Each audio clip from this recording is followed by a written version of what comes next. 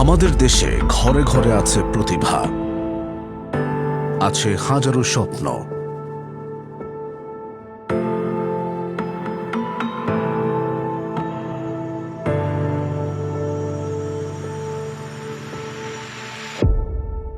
কেউ মাঠে দৌড়ায়, পায়ে বল ছোঁয়ালে আলো জ্বলে ওঠে।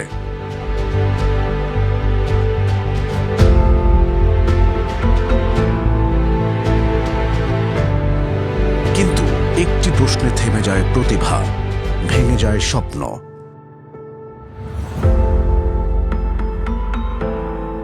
খেলাধুলা কি জীবিকার নিশ্চয়তা দিতে পারে? খেলাধুলা যখন কোনো প্রতিষ্ঠিত পেশা নয়, তখন মায়ের মনে জমে থাকে দুশ্চিন্তা। তোমার ছেলে যে সারাদিন বল নিয়ে পড়ে থাকে, কিছু বলো না কেন? তুমি খেলাধুলার কি কোনো ভবিষ্যৎ আছে?